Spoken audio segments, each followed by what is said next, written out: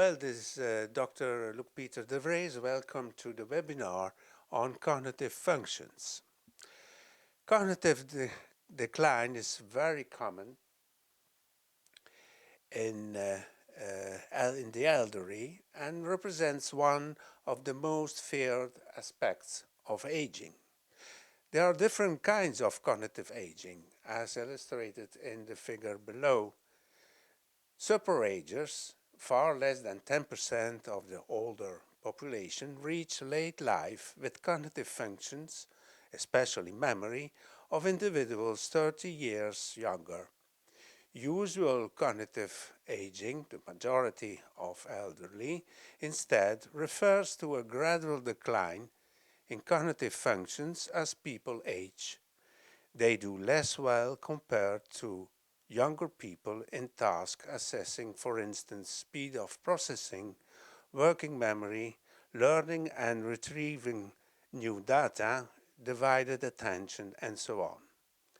Elderly reporting self-perceived decline, but with performance on cognitive tests that remain over time within the normal range for their age and education, are now identified as stable subjective cognitive decliners. I will discuss in more detail in the next slides. A different story, however, are elderly whose concerns or complaints regarding a gradual worsening in cognition are confirmed by cognitive tests evidencing greater impairment than would be expected for age and education in the face of preserved autonomy in daily life and in the absence of a significant impairment in social and occupational functioning. The diagnostic criteria are displayed in the table sidewise. MCI, the mild cognitive impairment, was introduced as a clinical entity in the late 1980s by Barry Riesberg, and Ronald Peterson from the Mayo Clinic 10 years later identified MCI as an intermediate stage of cognitive impairment that is often, but not always, a transitional phase from usual cognitive changes in normal aging to those typically found in dementia. Since then, groups of individuals all over the world with this diagnosis have been intensively investigated from many perspectives: clinical, imaging, genetic, pathological, and epidemiological. From the 5th edition of the Diagnostic and Statistical Manual of Mental Disorders of the American Psychiatric Association, MCI is called mild neurocognitive disorder as opposed to a major neurocognitive disorder corresponding to the previous term, dementia. As may be seen from the graphic in this slide, the prevalence rates of MCI varies a great deal according to the diagnostic criteria. The only consistent finding is the higher prevalence of MCI in older age groups and in low and middle income countries compared to high income countries. For instance, the estimated prevalence of MCI in Italy is about 1 million people, as reported in the first national guideline on dementia and MCI published in November last year in Aging and Aging. Also, the conversion rates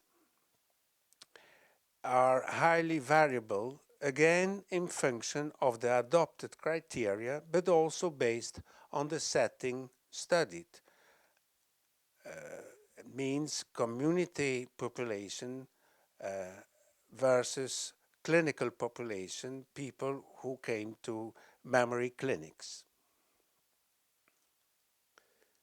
In 2014, Frank Jessen from the University of Cologne in Germany provided a standardized terminology and criteria for a condition called subjective cognitive decline. 3 subtypes have been identified.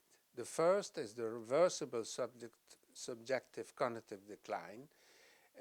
It occurs but remits fully, and objective cognitive function remains stable. Conditions underlying this clinical entity include depression, side effects from medication, for instance, anticholinergic drugs. The central side effects in function of the anticholinergic potency and the cumulative anticholinergic burden are attention problems, forgetfulness, disorientation, and even full-blown or subsyndromic delirium. Evidence suggests that anticholinergic drugs may increase the risk of dementia or cognitive decline in older adults, despite the mechanism underlying this association being still unclear. The third subtype of subjective cognitive decline um, is now considered a potential risk factor for MCI and dementia. A meta-analysis by Mitchell showed that 27% and 40% of people with subjective cognitive decline convert to mild cognitive impairment and to dementia, respectively, in an average period of time of 4.8 years. As illustrated in the graphic, SCD represents a more important risk factor for dementia and Alzheimer's dementia than other known and modifiable risk factors. Subjective cognitive decliners with positive Alzheimer biomarkers have higher risk for incident dementia or Alzheimer than asymptomatic subjects with positive amyloid and tau biomarkers. Subjective cognitive decline plus was significantly associated with survival time to mild cognitive impairment, Alzheimer's disease, and all-cause dementia, and this independently of non-modifiable genetic risk for dementia or Alzheimer. Healthcare professionals should be skilled not only in identifying cognitive disorders, but also to manage them, since they have important implications for patients and their families. Once diagnosed mild cognitive impairment, healthcare providers should optimize vascular risk factors, treat depression if present, address polypharmacy, stop medications such as anticholinergic drugs, benzodiazepines, and opioid drugs that negatively affect cognitive function, optimize vision, hearing, and sleep disorder briefing, and should also counsel family and patients on beneficial behaviors. Preventive measures are aimed at modifiable risk factors, many of which have been identified in observational studies. The table lists modifiable risk factors for dementia, but unfortunately, to date, no randomized clinical trial data convincingly confirm that intervention of any kind can prevent dementia in subjective cognitive decline and mild cognitive impairment. We attend the results of the worldwide FINGERS multi-domain lifestyle intervention trials launched in 2017 in progress in over 25 countries and aimed at verifying whether nutritional guidance, physical exercise, cognitive training, social activities, and management of vascular and metabolic risk factors can prevent or postpone dementia in at-risk populations. What are cognitive functions? Cognitive functions is a broad term that refers to mental processes involved in the acquisition of knowledge, manipulation of information, and reasoning. It includes the domains of attention, memory and learning, executive functions, language abilities, perceptual motor skills, and social cognition.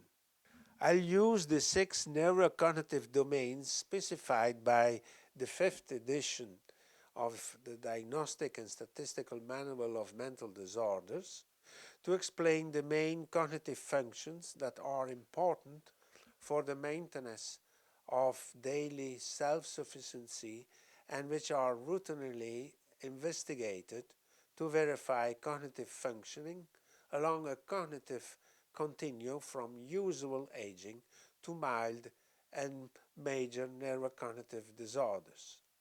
For each of the key domains, I'll provide a working definition, examples of symptoms, and as needed, observation regarding impairments in daily activities. The first cognitive domain is attention. Attention plays a key role in how individuals process and memorize data, strike up a conversation and interact socially, move through a crowded space, make decisions and resolve problems.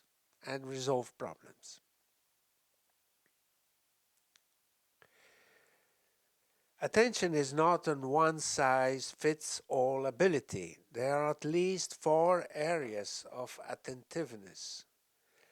The first is directing attention, and it implies both focused and selective attention. Focused attention and selective attention. Focused attention, this type of attention involves being able to be suddenly drawn by a specific visual, auditory, or tactile stimuli, such as a loud noise or a flash of light. It's a way of responding rapidly to external stimuli, requiring immediate attention and quick action. Selective attention, on the other hand, is the ability to focus the perceptual system on a specific stimulus or task while ignoring distractors. A nice example is the cocktail party effect and demonstrates the ability to tune our attention to just one voice from a multitude. Maintaining attention implies a conscious mental effort invested in a given task for uninterrupted periods of time with no or minimal interference from simultaneous present distractors. Sustained attention peaks in the early 40s and is followed by a gradual decline in older adults. Attention for low frequency stimuli is defined sustained attention.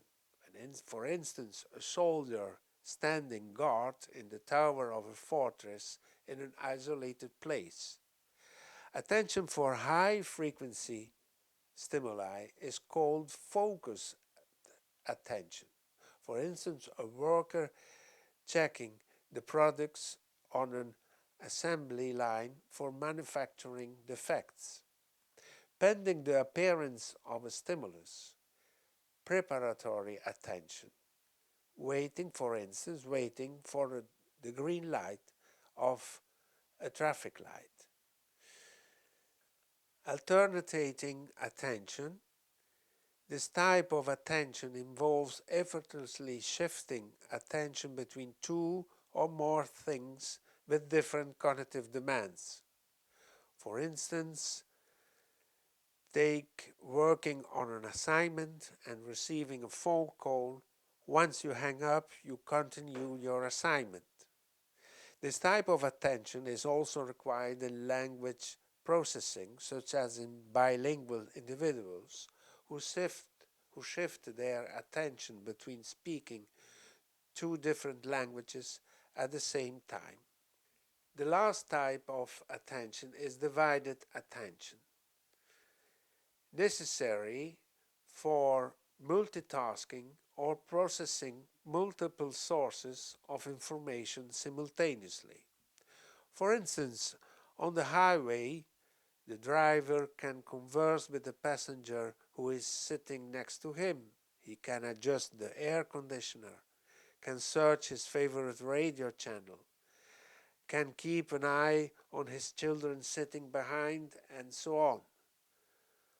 However, as soon as he leaves the highway and enters the urban center, he will have to give up these actions to avoid overloading divided attention due to a greater number of external distractors, cars arriving from different directions, traffic lights, pedestrians, people in bicycle, and so on. If he does not, he risks having a car accident. Not for nothing, statistically speaking, car tamping or accidents occur more often in urban centers than on the highways.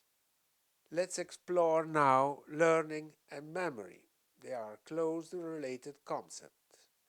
Learning is the process of acquiring new understanding, knowledge, behavior, skills, attitudes, and preferences, while memory is a cognitive function that allows individuals to acquire and retain sensations, impressions, informations, and thought they have experienced over time and recall them. Learning is immediate, induced by a single event, but much skill and knowledge accumulate from repeated experiences. The changes induced by learning often last a lifetime, and it's hard to distinguish learned material that seems to be lost from that which cannot be retrieved. Memory, on the other hand, allows individuals to use past experience to inform current behaviors and decisions or think about the future. Memory can be described in terms of stages, processes, and different types. This is the three-stage model of memory described for the first time by Atkinson and Shiffrin in 1968. It is often referred to as the model because it masterfully synthesized many of the prevailing ideas of that era into a compelling and, above all, useful information processing theory of human memory.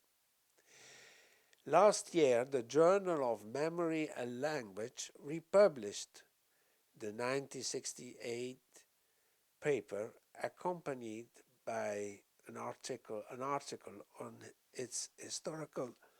In 2024, last year, the Journal of Memory and Language republished the original paper accompanied by an article on his historical significance. As you may see, the model assumes three separate permanent structural memory stores that differ in capacity. Sensory memory retains impressions of sensory information, visual, acoustic, or haptic, after the original stimulus has stopped for a very short period of time, usually less than 1 second for visual stimuli and 3-4 seconds for acoustics. Evidence of auditory sensory memory exists, called echoic memory. It can occur after someone says, "What did you just say?" Even when you weren't paying attention, you can retrieve about the last 7-8 words from echoic memory. Only some information is selected from sensory memory to be sent to the short-term memory. Short-term memory is restricted in how much it can hold and how long it lasts. The, the famous 7 plus minus 2 information bits, for instance, a string of 5 to 9 letters, and unrehearsed information can be held in short-term memory for about 18-30 seconds. An example of this, dialing a new phone number, you keep it in mind just long enough to dial it.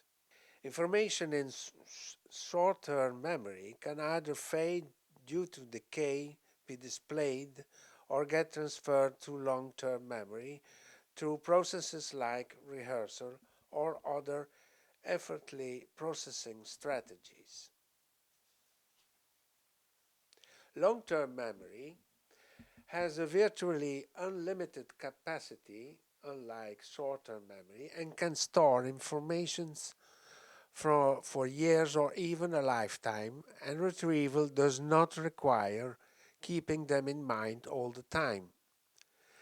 As long-term memory is subject to fading in the natural forgetting process, the maintenance rehearsal may be needed to preserve long-term memories.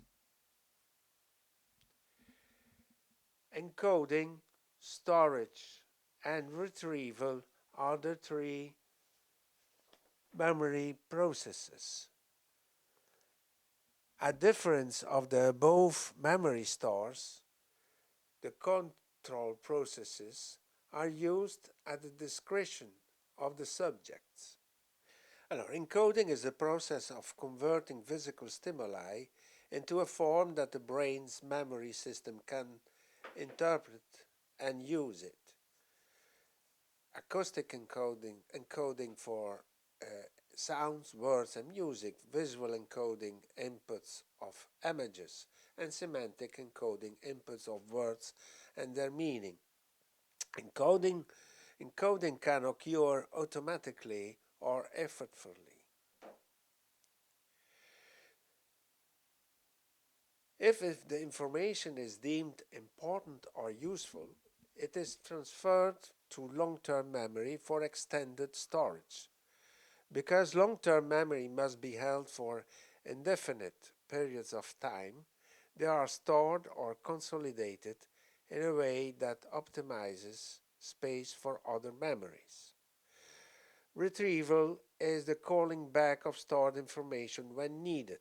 Retrieval can be conscious, past information or experience, or unintentional or non-conscious, perceptual, motor, and cognitive skills. It can be influenced by various factors: cues, context, consolidation. Cues, for instance, may be external or internal that help trigger the recall of information. For example, seeing a familiar face can help to remember someone's name. Context, environment, or situation in which the information was encoded can affect retrieval. For example, being in the same place where you learned information can help you to recall it better. Consolidation is the process by which memories become stable over time, because stronger memories are typically easier to retrieve. Types of retrieval are free recall. It means retrieving information without any cues, such as answering to open-ended questions. Cued recall is the retrieval. In cued recall, the retrieval is facilitated by an associated cue. Free recall, cued recall, and recognition. For instance, recognition is identifying information when presented with it, such as answering multiple choice questions. Free recall is answering to open-ended questions. Cued recall is facilitated by associated cues. To remember the word bird, feeder may facilitate its retrieval. There are two types of long term memory: declarative and non declarative. In explicit memory, the retrieval of stored information does not need the original learning conditions, whereas in non declarative memory, the retrieval of previously acquired information, such as skills or procedures, needs the same learning conditions. And it is not necessary for the subject to be aware of the circumstances that have produced the memory traces. Endel Tolving proposed the distinction between semantic and episodic memory. Episodic memory refers to a set of single events or episodes experienced firsthand, what, inserted into a precise space-time context, where, when, and concerning both the present, minutes, hours, or months ago, and the past, many years ago. Semantic memory, on the other hand, represents the encyclopedic information common to most members of a society: words, symbols, public events, and personalities, one owns, culture, and so on. In semantic memory, the information is stored in a conceptual code without any reference to the context in which the primitive encoding and storage moment occurred. It has a social value, and knowledge is repeatable. Episodic memories possess only a personal truth, and experience is unrepeatable. There is also a second form of episodic memory, since it's always linked to the ego. It consists of memory of events not experienced firsthand, but through reports, that is, knowledge and memory of real or fictional events that have been reported to us, such as reading journals, TV, friends, and so on. A particular form of long term memory is autobiographical memory. Also, this is distinguished in semantic and episodic autobiographical memory. Episodic memory refers to the recall of specific episodes from one's past, such as the first day at the university, your first flight, and so on. Semantic autobiographical memory refers to the general knowledge about the self, such as the name of the street in which one lived as a child. Autobiographical memory goes beyond the mere recall of past events. It creates a sense of extended self through time in order to reflect and evaluate events related to self. The principal forms of implicit unconscious memory are procedural memory, priming, and classical conditions. Procedural memory allows the acquisition of new skills or procedures with marked motor, visual, and cognitive components, often repetitive and stereotyped. Important actions for self-sufficiency in everyday life. The exposure to one stimulus may influence a response to a subsequent stimulus without conscious guidance or intention. This is called priming.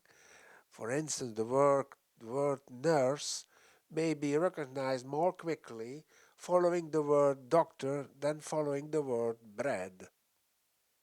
Classical conditioning is when you unconsciously learn to associate one thing with another.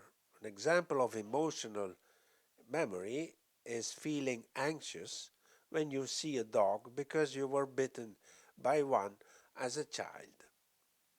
Unlike episodic memory, which help us recall past events, Prospective memory can be broken into 6 phases: formations of intentions, I want a doctor visit, or receiving requests. My wife asked me to pick up milk on the way home after work. It may be time based or task based. Time based, for instance, I have an appointment with my doctor at 12 a.m. When the intention is task based, I have to pick up milk on my way home this evening. Remember to perform the action. Visit today at 12 a.m. or this evening on my way home. Performing the action in the established way at 12 a.m. and not at 11:12, not bread, but milk. The third cognitive domain to explore is cognitive functions. They allow us to regulate numerous aspects of adaptive behavior to the environment, and in general, they contribute to the control of non-automatic cognitive processes that operate in complex everyday situations and in unusual contexts. There is general agreement that there are 3 core executive functionings: working memory, inhibition, and cognitive flexibility.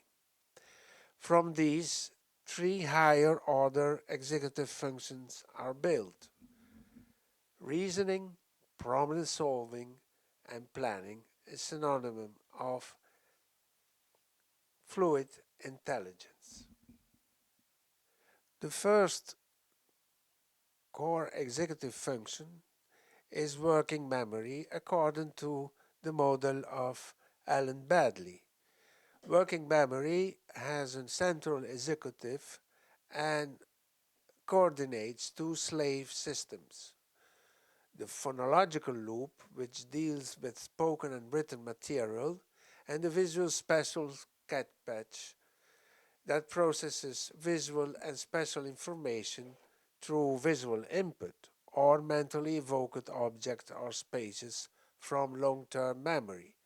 Visual spatial sketchpads can be considered the inner eye, while the phonological store is the inner ear, and the articular control process is the inner voice. Examples are of the role. The phonological loop deals with spoken and written material, and examples are understanding written or spoken language, reading a book, understanding the lyrics of a song, mental calculations, and so on.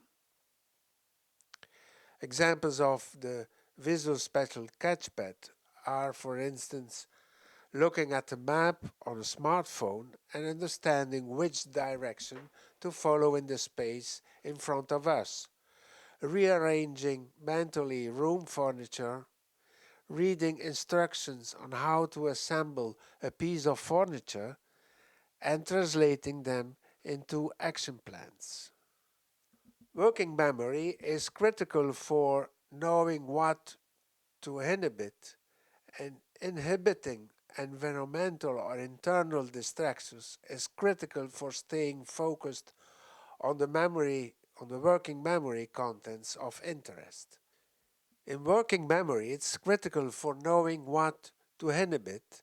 Inhibiting environmental and internal distractors is critical for staying focused on the working memory contents of interest. Inhibitor control refers to interference control. Both cognitive inhibition involves resisting extraneous or unwanted thoughts or memories. Proactive interference from information acquired early, or retroactive interference from items presented later. Working memory and inhibitor control lay the groundwork of cognitive flexibility. To change perspective, it's necessary to inhibit, deactivate, or previous perspective and load into working memory to activate a different one. For instance, how many uses you can think of for a table. First, the most common answers come to mind, such as you can eat or write on a table, but then more flexibly minded or creative people can come up with other uses, such as dancing on the table, getting under it to stay dry, standing it on its sides and use it as a shield, chopping it up for firewood, or using it as a percussion instrument. High-level executive functioning include reasoning, problem solving, and planning. Reasoning is analyzing and making logical deduction even in the case of unfamiliar information. Deductive reasoning leads to a conclusion starting from some premises, if then, while inductive reasoning derives a general law of probabilistic type from particular cases. Problem solving means quickly identifying patterns and relationships within the information to solve complex problems. So far, we discussed the cold executive functions. There are also the warm executive functions: emotion regulation, impulsivity management, decision making, and empathy and social understanding, which take part of the cognitive domain, social cognition. Up to now, we explored attention, memory, and executive functions. Let's explain another important cognitive instrumental function, that's to say, language. Language can be defined as a structured system of communication used by humans consisting of spoken, written, or signed symbols and the rules for combining them. It allows individuals to express thoughts, emotions, and ideas, and facilitates understanding, comprehension, and builds social connection. Language evolves over time and varies across cultures, serving as a key tool for conveying information, storytelling, negotiation, and so on. Language is organized in four structures: phonetics, which are the sounds of human speech; phonology, that deals with the abstract cognitive aspects of sounds as they function in particular languages; vocabulary refers to the set of words and phrases in a language known to a person or a group. It includes both receptive and expressive vocabulary.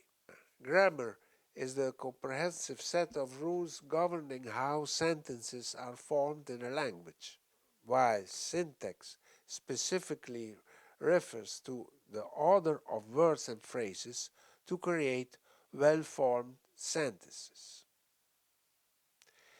The fifth cognitive domain covers perceptual motor functions.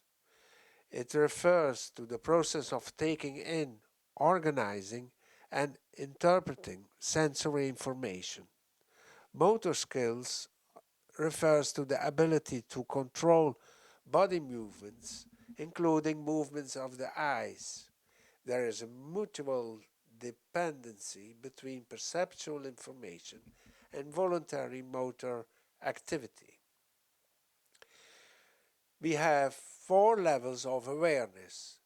Body awareness involves being able to locate body parts and understand the function of them. Spatial awareness is being aware of the space occupied by the body and how to position and maneuver in it. Directional awareness differentiating between left, right, front, and back, and so on. And temporal awareness is the ability to understand the concept of time passing, the sequence of events, and the prediction of how soon moving objects arrive.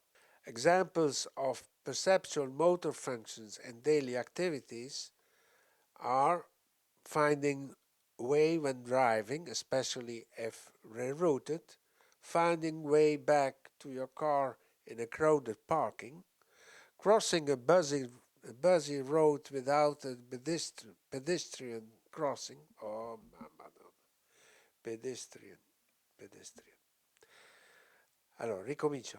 Examples of daily activities are finding way when driving, especially if rerouted, finding back, finding way back to your car in a crowded parking, crossing a busy, a busy, crossing a busy road without a pedestrian crossing, performing learned tasks such as musical instruments, typing on a keyboard, and playing sports. The last domain is social cognition and involves the theory of mind and social recognition, empathy. Theory of mind refers to the cognitive ability to attribute mental states, beliefs, intents, desires, emotion, knowledge to oneself and to others, and to understand that others have beliefs, desires, and intentions that are different from one's own. Obviously, Tom, theory of mind is crucial for social interaction and communication. Cognitive Tom involves understanding and reasoning about the mental states of others. This includes being aware of what others know and believe and predicting how they will behave based on that knowledge. It's about someone's thoughts, intention, or motivations and can be synthesized with the sentence, I understand what you think.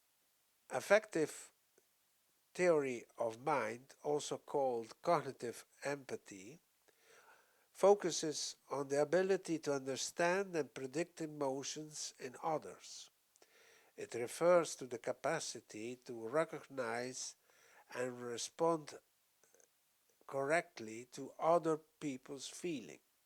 Affective theory of mind, cognitive empathy, focuses on the ability to understand and predict emotions in others. Affective theory of mind involves empathizing with others and understand their emotional experiences, synthesized by the sentence, I understand what you feel. Cognitive empathy is the ability to understand another person's thoughts, feelings, and mental state without necessarily sharing these feelings. It's more about understanding than feeling. I understand how you feel. This is intellectual insight. It involves reasoning and comprehension. For instance, recognizing why someone might feel a certain way, often used in social situations to navigate and respond appropriately. Affective empathy, also called emotional empathy, refers to the capacity to respond with an appropriate emotion to another's emotional state. Affective or emotional empathy refers to the capacity to respond with an appropriate emotion to another's emotional state. It involves feeling what another person is feeling, often experienced spontaneously in emotional situation and can enhance emotional connection and understanding. I feel what you feel. It's emotional feeling. This is the last slide and represents the results of an European expert consensus aimed at harmonizing the diagnosis of neurocognitive disorders across European countries. The first objective was to create a battery of neuropsychological tests on the American model, the third version uniform data set by Weintraub and co-workers, exploring the six key neurocognitive domains outlined by the Diagnostic and Statistical Manual of Mental Disorders, 5th edition. The second aim of this European initiative was the drafting of the methodology for harmonized normative data, consensus definition of cognitively normal controls, classification of confounding factors such as age, gender, and education, and calculation of minimum sample sizes. Adaptation consists of including two tests specific to typical Alzheimer's disease and the behavioral variant frontotemporal dementia. The free and cued selective reminder task is a cued word list task providing controlled learning and retrieval conditions that enable one to distinguish between impaired encoding, for instance, due to attention disorders as in depression, storage due to hippocampal damage as in typical Alzheimer's disease, and recall strategies due, for instance, to frontal lobe dysfunctions. Story-based empathy task is used to assess social competence. It was specifically developed to assess social cognition in patients with dementia. It requires subjects to select possible endings of stories told with cartoons and assesses emotion and intention attribution separately. The total administration time for this battery of neuropsychological tests is estimated to be 60-65 minutes for patients with mild cognitive impairment, and tests are administered in a fixed order. So this is it. Thanks for your attention. All journal references I quoted are free access in PubMed and or can be found in SkyCube, Knowledge Belongings to All Mankind, or the website of ResearchGate.